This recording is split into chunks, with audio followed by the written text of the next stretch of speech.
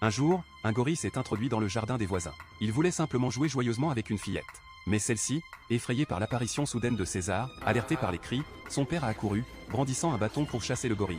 Heureusement, John et son fils sont arrivés à temps pour sauver César de justesse. De retour à la maison, ils ont remarqué une blessure inquiétante sur la jambe de César. John l'a alors immédiatement conduit chez un vétérinaire. La jeune vétérinaire, Anna, s'est occupée de soigner la plaie. Et contre toute attente, César a semblé développer une affection pour elle. Il a même insisté pour que John invite Anna à dîner.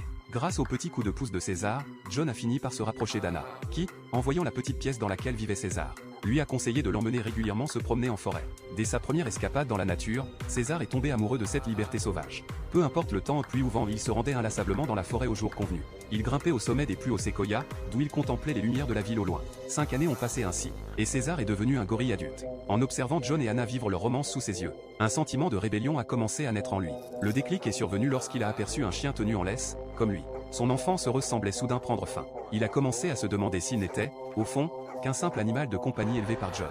Mais John l'avait toujours considéré comme son propre fils. Voyant le trouble grandir dans le regard de César, il l'a emmené devant le laboratoire où il travaillait, et lui a tout révélé sur ses origines et sa singularité, sans rien lui cacher. La mère de César était une gorille de laboratoire, utilisée pour tester un médicament censé améliorer les fonctions cérébrales et traiter la maladie d'Alzheimer.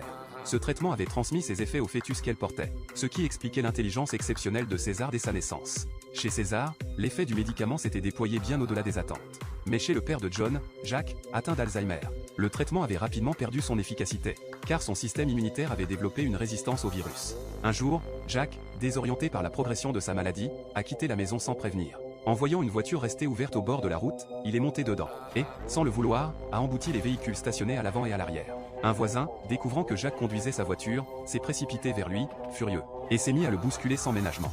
Depuis le grenier, César a assisté à la scène. Il s'était lancé sans réfléchir pour défendre Jacques, renversant l'agresseur avec violence. Le voisin, terrifié, a tenté de fuir. Mais César, hors de lui, l'a poursuivi et l'a projeté dans les escaliers d'un puissant coup de pied. L'homme a dévalé les marches, s'est relevé en panique et a couru dans la rue. Mais il n'avait aucune chance face à la rapidité de César, qui, d'un bond depuis un arbre, l'a à nouveau plaqué au sol, et lui a mordu les doigts avec rage. L'attaque a alerté tout le voisinage, et les services de contrôle animalier sont rapidement intervenus. César a été capturé de force et enfermé dans un centre de détention pour primates.